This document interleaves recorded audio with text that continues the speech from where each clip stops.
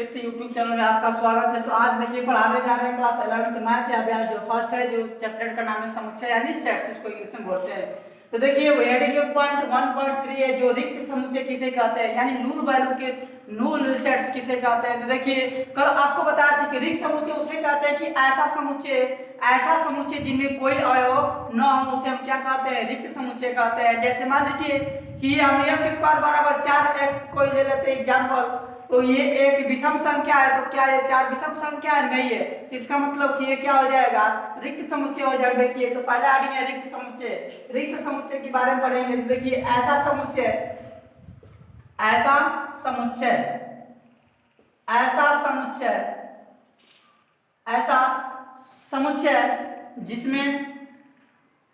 जिसमें कोई अवयव न हो।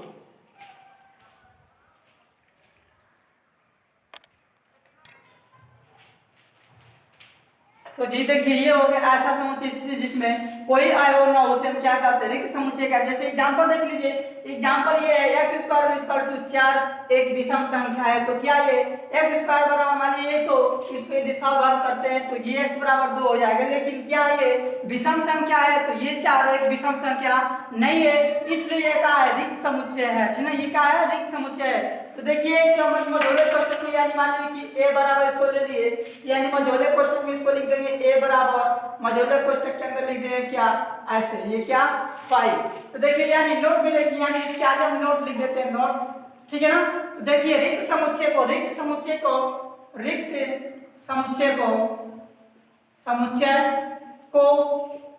किससे,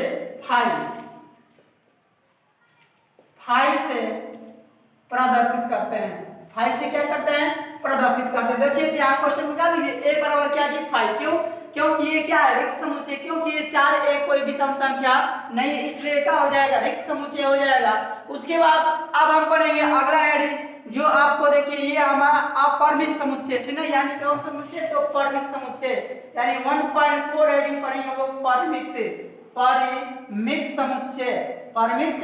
समुच्चय। तो देखिए परिमित समुच्चय किसे कहते हैं, ठीक ना, यानी परिमित समुच्चय किसे कहते हैं, फिनिट सेट किसे कहते हैं, जिसको इंग्लिश में बोलते हैं फिनिट, क्या बोलते हैं, फिनिट सेट। यानी देखिए परिमित समुच्चय किसे कहते हैं, परिमित समुच्चय उसे कहते हैं कि ऐसा समुच्चय जिनमें अवयवों की संख्या क्या हो, सीमित हो, उसे हम कहते हैं परिमित समुच्चय। तो देखिए ऐसा समुच्चय जिनमें अवयवों की संख्या क्या हो, सीमित हो, उसे हम कहते हैं परिमित समुच्चय।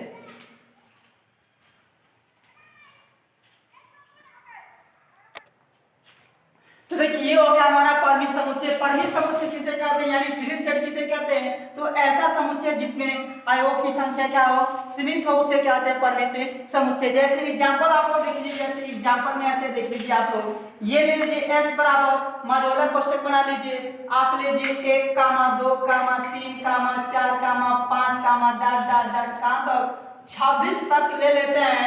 तो देखिए ये 1 से लेकर 26 तक है, तो इसमें अवयव कितने हैं, तो 26 अवयव हैं। इसमें कितने अवयव हैं, तो 26 अवयव। इसमें से इनका मतलब क्या कि देखिए इसमें कितने हैं, तो 26 अवयव है, ठीक ना। इसका मतलब क्या कि ये अवयव की संख्या क्या है, सीमित है, इसलिए क्या हो गया, ये परिमित समुच्चय हो गया। या जैसे मान लीजिए कि और ले लीजिए b बराबर ले लीजिए, ऐसे करके 2 का मान ले लीजिए, 4 का मान ले लीजिए, ये 6 का मान लीजिए, 8 का मान लीजिए, उसके बाद ये 10 ले लीजिए। इसका मतलब क्या कि 1, 2, 3, 4, 5। तो इसमें कितनी संख्या है, इसमें अवयव की संख्या, इसमें अवयव की संख्या कितनी है, तो 5 अवयव है।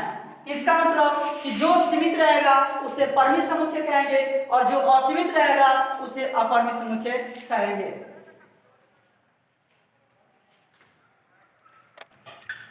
उसके बाद देखिए ये अपरिमित समुच्चय किसे कहते हैं, तो ऐसा समुच्चय जिनमें संख्या हो, यानी अवयव की संख्या क्या हो, सीमित न हो, उसे हम कहते हैं अपरिमित समुच्चय। जैसे उसमें अपरिमित समुच्चय में किसी संख्या का, किसी भी अंक का कोई गिनती नहीं होगा, इसका मतलब हम क्या कहेंगे, अपरिमित समुच्चय। जैसे मान लीजिए कि ये हम लिख दिए एग्जांपल में s = ऐसे करके लिख दिए कि 1 comma 2 comma 3 comma 4 comma dot dot dot dot dot dot ऐसे। अब कितना तक, इसका कोई सीमित नहीं है। इसका मतलब कि ये डॉट डॉट है, इसके आगे कोई अंक नहीं है, इसका मतलब कि इसका कोई गिनती नहीं है, बहुत अनंत तक की लिखी गई है। इसलिए जब कोई संख्या का सीमित न हो उसे हम क्या कहते हैं, अपरिमित समुच्चय कहते हैं। इसका मतलब क्या कि यह इनफिनाइट यानी अनंत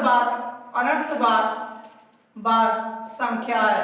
अनंत बार क्या है, संख्या है। तो इसे हम कहेंगे क्या, इनफिनिटी यानी नॉन इनफिनिटी यानी अपरिमित इस समुच्चय।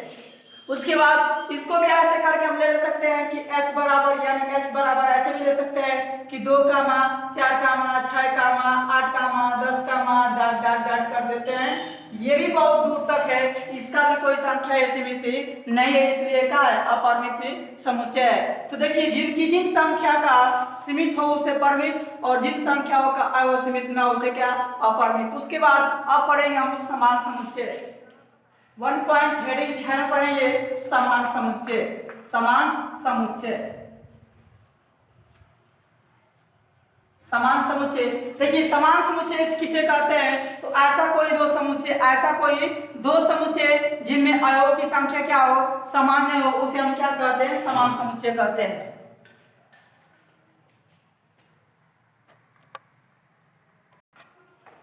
उसके बाद देखिए समान समुच्चय। उसके बाद ऐसा कोई दो समुच्चय ए व बी जिसमें अवयवों की संख्या एक समान हो, उसे हम कहते हैं बस और एक समान समुच्चय। जैसे एग्जांपल में देख लीजिए, ये हम लेते हैं ए बराबर, ये हो गया 1 कामा 2 कामा 3 ले लेते हैं। उसके बाद ये बी बराबर भी हम ले लेते हैं, जैसे मान लो कि 2 कामा 3 कामा 1 ले लेते हैं। इसके बाद ए व बी को हम मिलाएंगे और देखेंगे ये बराबर है कि नहीं है। तो क्या ए बराबर भी 1 2 3 है और बी बराबर 2 3 1 है, यानी देखिए समुच्चय में हम किसी अवयव को कहीं भी लिख सकते हैं, इसमें कोई दिक्कत नहीं है। लेकिन यहाँ ए बराबर वहीं बी बराबर, इसलिए हम कह सकते हैं कि ए बराबर बी है, यानी ए बराबर बी है। ये जो अवयव ए का है वही अवयव बी का भी है। यदि ए बराबर बी नहीं रहता तो हम लिखते A is equal to not B, ठीक है ना। लेकिन ए और बी क्या है, बराबर, इसलिए हम लिख दिए ए बराबर बी। तो ये हमारा क्या है, समान समुच्चय है। और भी एग्जांपल ले लीजिए, यहाँ पे जैसे मान लीजिए कि ले लीजिए s बराबर ले लीजिए x कामा y कामा z ले लीजिए। उसके बाद ये ले लीजिए, इसको भी s बराबर ले लीजिए, या इसको भी ले लीजिए x बराबर ले लीजिए। ये ले लीजिए मान लीजिए कि y कामा z कामा x ले लीजिए। ये भी हमारा ये s बराबर क्या है, x है, ठीक है ना। ये भी हमारा क्या है, समान समुच्चय है।